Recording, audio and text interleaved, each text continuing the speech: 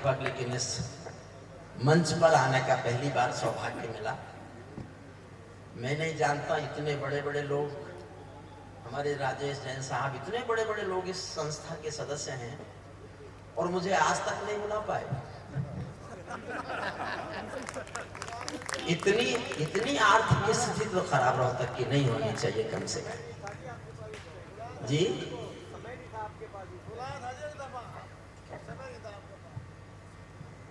आज्ञा हो तो मैं भी छेड़ूं वीणा की झंकार भय, आज्ञा हो तो मैं भी छेड़ूं वीणा की झंकार भय, और समय से कह दूं झूमे गाए वेग मल्हार भय। मुझको मां शक्ति ने दी है प्राणों में हुंकार भय, और विधाता ने सौंपी है अधरों को ललकार भय। मैं तो मां वीणा पानी से केवल ज्ञान मांगता हूँ, जनगण मन की पीड़ा गाने का वरदान मांगता हूँ, जनगण मन की पीड़ा गाने का वरदान। अच्छा आपने सुना, शुरू से अब तक बहुत अच्छा सुना। ताली बजा बजा के आप थक गए, प्रताप भाई ने बहुत अच्छा हंसाया आपको, हंस हंस के आप थक गए, गीत सुन के आप थक गए, गजलें सुन के आप थक गए, हंस के आप थक गए। जिस कवि का सबसे बाद में नंबर आता है, जानते हो उसका कष्ट क्या है? आपने कभी ठेले पर कोल्हू में गन्ने का रस निकलते देखा है? समझना मेरा हाल, गन्ने को एक बार कोल्हू में डालते हैं, फिर पीछे से उठा के उसे दोबारा कोल्हू में डाल देते हैं, और जब वो गन्ना बिल्कुल खोखस खोई हो जाता है, तब मुझसे कहते हैं इसमें रस निकाल के दिखा। मैं नींबू फंसा के कोशिश करता हूँ, कोशिश तो कर सकता हूँ। हे आर्यपुत्र, आप भी बैठ जाओ कहीं। हाँ, ऐसे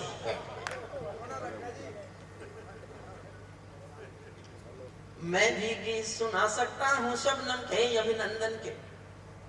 ऐसा थोड़ी है अंजुम जी गाना जानती है, लेकिन वो बहुत अच्छा गाती हैं, बहुत अच्छा पढ़ती हैं, बहुत अच्छा लिखती हैं। एक बार उनके सम्मान में, तो मेरे से पहले पढ़े, सबके सम्मान में जोरदार तालियां। मैं ये देख रहा हूँ आप कितनी जोरदार तालियां बजा सकते हैं, कितना शक्ति अभी बची हुई है आपके अंदर। मैं भी एक छोटी सी कविता, बहुत आसान, जिसमें मैं आप तक पहुंच जाऊंगा, पहले सुनाता हूँ। उसके बाद एक ऐसी कविता सुनाऊंगा जिसमें आपको मुझ तक आना पड़ेगा। मैं थोड़ा सा पढ़ा लिखा ज्यादा हूँ इन लोगों से। अच्छा, इस पर क्यों हंसे यार? ये वीरेंद्र मधुर है ना, मेरी डिग्री नहीं बोल सकता। मैंने 35 साल पहले LLD की थी। अपनी यूनिवर्सिटी से पूछना LLD कितने होते हैं देश में, दुनिया में। 35 साल पहले, जिससे बड़ी कानून में कोई डिग्री नहीं है, दुनिया में कोई पढ़ाई नहीं। मैंने की तो मैंने, मधुर का फोन आया, भाई साहब क्या किया? मैंने कहा LLD कर ली। तो बोला आप B.Ed नहीं कर सकते थे? मुझे उस दिन पता चला इसने बिहार में टॉप किया था। मैं हंसा आपको इसलिए रहा हूं कि जो बहुत अच्छा असर आप पे पहले पड़ गया है, ये थोड़ा कम हो जाए, थोड़ा कम हो जाए। कम क्या, धीरे धीरे तो खत्म ही करूंगा। एक छोटी कहानी सुनाता हूं, बहुत छोटी सी, 1 मिनट की एक कहानी। एक बाप बेटी जा रहे थे किसी रास्ते पर, उनको बाढ़ का पानी मिला। दोनों डर गए, घबराए कि कैसे निकलेंगे, बाढ़ का पानी, तेज पानी। तो पिता ने हिम्मत करके कहा कि बेटी डरो मत, तुम मेरा हाथ पकड़ लो, हम पार निकलेंगे। बेटी ने कहा पापा मैं आपका हाथ नहीं पकड़ूंगी, आप मेरा हाथ पकड़ लो। पापा ने तुरंत कहा क्या फर्क पड़ता है, तुमने मेरा हाथ पकड़ा या मैंने तुम्हारा हाथ पकड़ा? समझ जाओ मैं कहना क्या चाहता हूं, तो तालियां उठाना। पिता ने कहा बेटी क्या फर्क पड़ता है, तुमने मेरा हाथ पकड़ा या मैंने तुम्हारा हाथ पकड़ा? बेटी ने कहा पापा बहुत फर्क पड़ता है, मैं किसी मजबूरी में, अपने स्वार्थ में आपका हाथ छोड़ भी सकती हूँ, लेकिन एक बाप अपनी बेटी का हाथ किसी हाल में कभी छोड़ नहीं सकता। मैं भी गीत सुना सकता हूँ शबनम के अभिनंदन के, मैं भी ताज पहन सकता हूँ नंदनवन। अपने तक लाने की कोशिश कर रहा हूँ, मैं ये सुनाने नहीं आया हूँ आपको, जो सुनाने आया हूँ अभी सुनाऊं। पीछे लोग जो घूम रहे, गाजा पट्टी देखी नहीं थी टीवी पर? उसमें ऐसे ही लोग थे। बैठ जाओ भैया, वापस जाना मत, आगे आओ। रे भाई इतने अच्छे, मैं तुम्हारा इंतजार कर रहा था, इसलिए शुरू ही नहीं हुआ अभी। मैं भी गीत सुना सकता हूँ शबनम के अभिनंदन के, मैं भी ताज पहन सकता हूँ नंदन वन के चंदन के, लेकिन जब तक पगडंडी से संसद तक कोलाहल है, तब तक केवल गीत लिखूंगा जनगण मन के क्रंदन के, तब तक केवल गीत लिखूंगा जनगण मन के क्रंदन के। जब पंछी के पंखों पर हों पहरे बम के गोली के, जब पिंजरे में कैद पड़े हों सुर कोयल की बोली के, जब धरती के दामन पर हो दाग लहू की होली के, कोई कैसे गीत सुना दे विद्या कुमकुम रोली के, कोई कैसे गीत सुना दे विद्या कुमकुम रोली के। मैं झोपड़ियों का चारण हूँ, आंसू गाने आया हूँ, और ये सच में किसान का बेटा हूँ, झोपड़ी में पैदा हुआ, पढ़ लिख गया ये अलग बात है। झोपड़ी की आंसू की वेदना की त्रासदी की विसंगति मैं 50 साल से गा रहा हूँ। हिंदुस्तान में कवि सम्मेलन का इतिहास 100 साल का है, जिसमें 50 साल का साक्षी मैं हूँ, और मैं ये रोज बताता हूँ ये बात कि मैं किसान का बेटा हूँ। जिस भी दिन मैंने इस कविता को शुरू किया, मैंने जनता को बताया मैं किसान का बेटा हूँ। जानते हो क्यों? मैं एक बार लाल किले में कविताएं सुन रहा था, आपके मुख्यमंत्री थे चौधरी देवीलाल सुनने आए थे कवि सम्मेलन, मेरी कविताएं सुनी और मंच पर गए और मंच पर जाकर भाषण दिया कि अगला प्रधानमंत्री किसान का बेटा होना चाहिए। मैं उसी दिन से बताता फिर रहा हूं मैं किसान का बेटा हूं। तब मुझे पता नहीं था कि पहले चाय वाले का नंबर है, लेकिन अगर इससे भी संतुष्टि नहीं है तो अगला गाय वाले का नंबर है, समझ लेना आप, समझ लिया। मैं झोपड़ियों का चारण हूँ, आंसू गाने आया हूँ, घायल भारत माता की तस्वीर दिखाने लाया हूँ। कहाँ बनेंगे पूजा के घर, कहाँ बनेगी राजधानी, मंडल और कमंडल पी गए सबकी आंखों का पानी। प्यार सिखाने वाले बस्ते मजहब के स्कूल गए, इस दुर्घटना में हम अपना देश बनाना भूल गए। कहीं बमों की गर्म हवा है और कहीं त्रिशूल जले, सांझ चिरैया सूली टंग गई पंछी गाना भूल चले। आँख खुली तो पूरा भारत नाखूनों से त्रस्त मिला, जिसको जिम्मेदारी दी वो घर भरने में व्यस्त मिला। जिसको जिम्मेदार, तालियां बढ़ाइए सब ऐसे गाँव में, जिसको जिम्मेदार। मुझे आपको जगाना भी है और मैं कई दिन से जग रहा हूँ, मुझे अपने को भी जगाना है। आजकल कवियों की कनागत चल रही है, भला हो तुम रामलीलाओं का। और साहब एक वाक्य बोलता हूँ, याद रखना, मेरी कविताएं भूल जाना। बहुत भय सनातन पर होती है इस देश में। जब तक इस देश में रामलीलाएं होती रहेंगी और जनता रामलीला देखने आती रहेगी, सनातन को कोई नहीं मार सकता, कोई नहीं मार सकता। ये परंपरा है। कहाँ बनेंगे मंदिर पूजा के घर, कहाँ बनेगी राजधानी, अंधकारों में समा गए जो तूफानों के बीच जले। छठी लाइन पर तालियां चाहता हूँ जी भरकर। अंधकारों में समा गए जो तूफानों के बीच जले, मंजिल उनको मिली कभी जो 4 कदम भी नहीं चले। क्रांति का थाना कौन पड़े हैं गुमनामी की बाहों में, गुंडे तस्कर तने खड़े हैं राजमहल की राहों में। यहाँ शहीदों की पावन गाथाओं को अपमान मिला, डाकू ने खादी पहनी तो संसद में सम्मान मिला। डाकू ने खादी पहनी तो संसद में सम्मान मिला। राजनीति में लौह पुरुष जैसा सरदार नहीं मिलता, राजनीति में लौह पुरुष जैसा सरदार नहीं मिलता। लाल बहादुर जी जैसा कोई किरदार नहीं मिलता। और अब कहने की हिम्मत मैं कर रहा हूँ, ताली बजाने का हौसला आपका देखना चाहता हूँ। राजनीति में लौह पुरुष जैसा सरदार नहीं मिलता, राजनीति में लौह पुरुष जैसा सरदार नहीं मिलता। लाल बहादुर जी जैसा कोई किरदार नहीं मिलता। अरे गहरे लट्ठू खैरे कंत्री बनकर बैठे हैं, अरे गहरे लट्ठू खैरे कंत्री बनकर बैठे हैं। जिनको जेलों में होना था मंत्री बनकर बैठे हैं, जिनको जेलों में होना था मंत्री बनकर बैठे हैं। मैंने देशद्रोहियों का अभिनंदन होते देखा है, मैंने देशद्रोहियों का अभिनंदन होते देखा है। लोकतंत्र का मंदिर भी लाचार बना कर डाल दिया, कोई मछली बिकने का बाजार बना कर डाल दिया। अब जनता को संसद भी प्रपंच दिखाई देती है, नौटंकी करने वालों का मंच दिखाई देती है, नौटंकी करने वालों का मंच दिखाई देती है। गांधी जी के सपनों का ये कैसा देश बना डाला, चाकू चोरी चीर हरण वाला परिवेश बना डाला। हर चौराहे से आती है आवाजें संतरासों की, पूरा मुल्क नजर आता है मंडी ताजा लाशों की। वे सिंहासन चला रहे हैं गांधी जी के नारों से, मदिरा की बदबू आती है संसद की दीवारों से, मदिरा की बदबू आती है संसद की दीवारों से, अखबारों में रोज खबर है चरमपंथ के।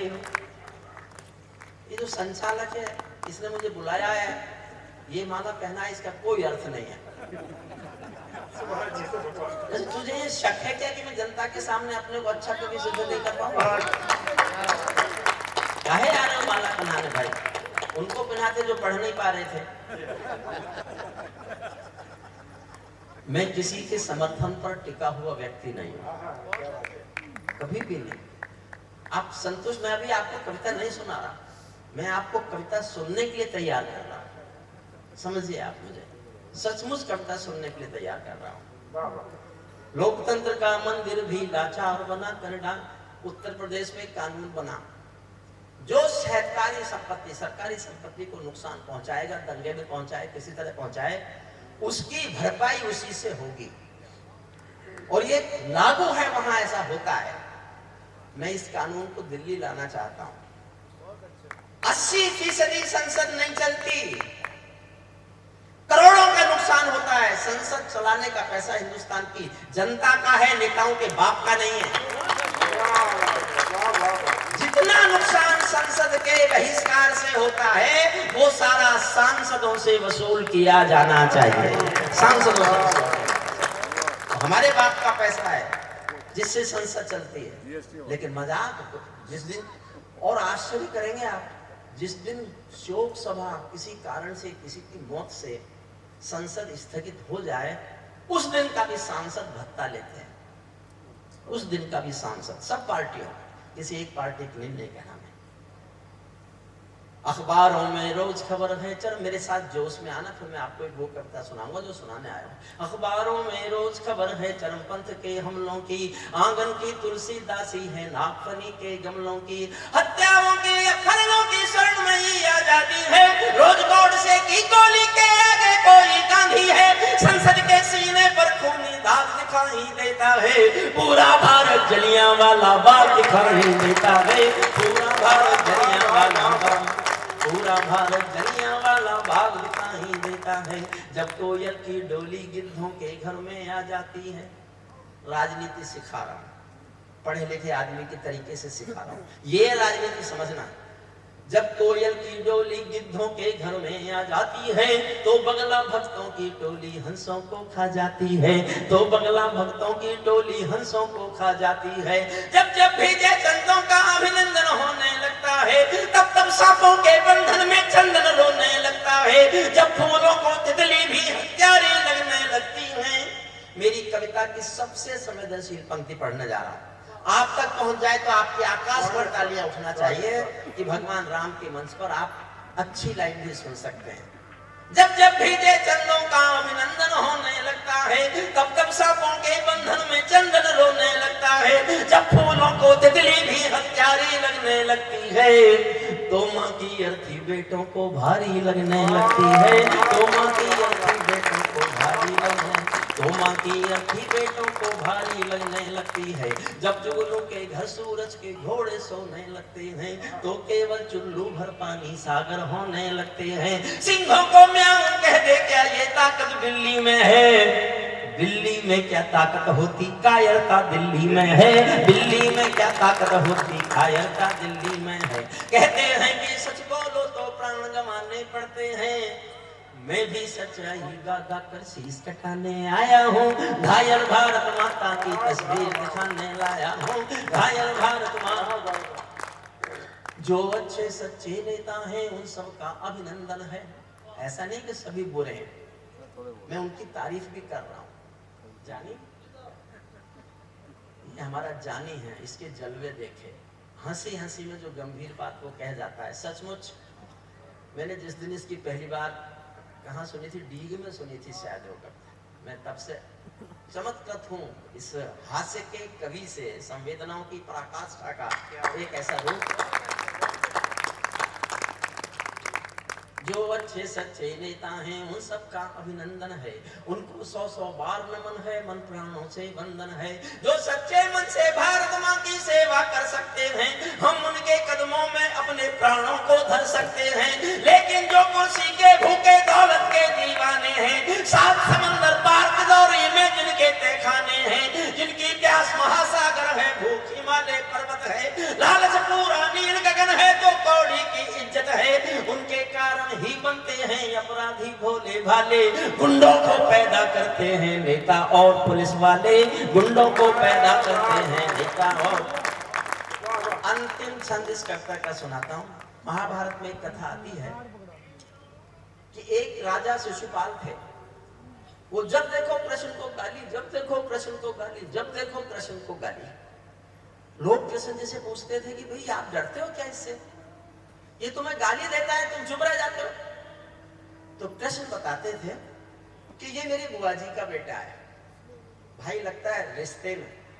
और एक दिन मेरी बुआ जी ने मुझे खाना खिलाते खिलाते मुझसे वचन ले लिया, कसम ले ली कि मेरे इस बदतमीज बेटे की 99 गालियां कृष्ण माफ कर देना। तो मैंने बुआ को वचन दे रखा है 99 गालियां माफ करूंगा, लेकिन इसने अगर 100वीं गाली दी तो सजा दूंगा। और आप जानते हैं महाभारत में लिखा, जिस दिन शिशुपाल ने 100वीं गाली दी, भरे दरबार में सुदर्शन चक्र से उसकी गर्दन काट दी गई। एक वाक्य बोलता हूं, समझना, मैं भारत की राजनीति के अपराध गिन रहा हूं, भारत की राजनीति के अपराध गिन रहा हूं। अंतिम छंद और एक लाइन के लिए मैंने पूरी कविता लिखी। मैं आखिर की एक पंक्ति पढ़ना चाहता था। आओ वाले पुत्र अभी आए, मैं पहला कवि हूं, चिंता मत करो। अब तक कहां थे आर्यपुत्र? अच्छा कैमरा है बैग में, कैमरा प्रेस के लोग हैं, धन्यवाद। अच्छा प्रेस के नीचे लिखे बैठे, जो प्रेस के लोग होते हैं वो भी बहुत बहुत उनकी जिम्मेदारियां। अब आप आश्चर्य करेंगे, जो गाजा पट्टी से रिपोर्टिंग कर रहे हैं वो उतने ही बहादुर हैं जितने कोई सैनिक भी बहादुर हो सकता है। हम टीवी पर देखते हुए डरते, वो वहां से बोलते हुए नहीं डरते। मैं ऐसे पत्रकारों को सैल्यूट करता हूं, प्रणाम करता हूं। अंतिम छंद सुना, अंतिम एक पंक्ति के लिए मैंने कविता आपको सुनाई है। भारत की राजनीति के अपराध। कोई कलाकारों के सर पर तलवारें लटकाता है, कोई कलाकारों के सर पर तलवारें लटकाता है, कोई वंदे मातरम के गाने पर नाक चढ़ाता है, कोई मैं बहुत दिन बाद सुना रहा हूं इसलिए भूल रहा हूं, इसके बाद सुनाऊंगा उसको नहीं भूलूंगा। कोई तिरंगे झंडे को फाड़े फूके आजादी है, कोई गांधी को भी गाली देने का अपराधी है, कोई चुगली भेज रहा है मक्का और मदीने में, कोई चुगली भेज रहा है मक्का और मदीने में, कोई चाकू घोंप रहा है भारत माँ के सीने में, कोई भारत माँ को डायन की गाली दे जाता है, लेकिन 100 गाली होते ही शिशुपाल कट जाते हैं। तुम भी गाली गिनते रहना, जोड़ सिखाने आया हूँ, घायल भारत माता की तस्वीर दिखाने लाया हूँ, घायल भारत माता की तस्वीर। ये भगवान राम का मंच है, ये हमारी शाश्वत परंपराएं हैं, सनातन परंपराएं हैं कि हम अपने ईश्वरों को इतना याद करते हैं। मैंने 94 में भगवान राम पर एक कविता लिखी थी, अयोध्या की आग पर। मेरी राम पर कविता नहीं थी, वो अयोध्या की आग पर कविता थी। वो कविता मैं अब नहीं सुना रहा हूँ आपको। उस कविता को लिखने के लिए मैं जब पढ़ता फिरा दुनिया भर की लाइब्रेरी, तो मुझे कुछ ऐसी बोध कथाएं मिली जो आम आदमियों में प्रचलित नहीं है। मैं ऐसी 2-3 एक मिनट की कथाएं वो आपको सुनाता हूँ, फिर मैं आपको वो कविता सुनाऊंगा जो मैं सुनाने आया हूँ। बैठो आर्यपुत्र।